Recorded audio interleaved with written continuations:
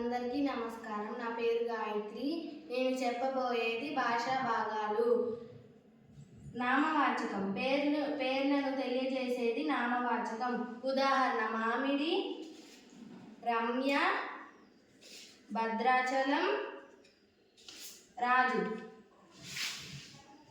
వస్తువుల పేర్లు తెలియజేసేది, మనుషుల పేర్లు తెలియజేసేది, ఊళ్ళ పేర్లు తెలియజేసేదాన్నే నామవాచకం అని అంటారు. సర్వనామం పేరుకు బదులుగా వాడేదాన్నే సర్వనామం అని పిలుస్తారు. ఉదాహరణ: అది,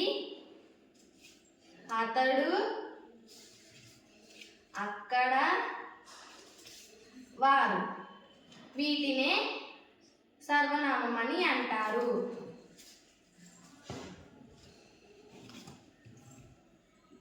నామవాచకం గుణాన్ని తెలిపేదాన్ని విశేషణం అంటారు.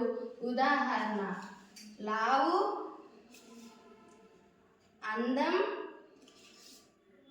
తెలుపు, పొడవు. వీటినే విశేషణం అని అంటారు.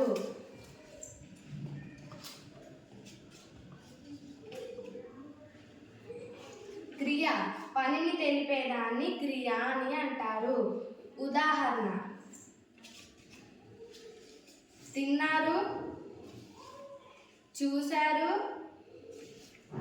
వెళ్ళారు, ఎక్కారు. వీటినే క్రియ అని అంటారు. అవ్యయం లింగ వచనములు భేదము లేని వాటిని అవ్యయం అని అంటారు. ఉదాహరణ: ఔరా, ఆహా, అయ్యో. వీటినే అవ్యయం అని అంటారు. కృతజ్ఞతలు.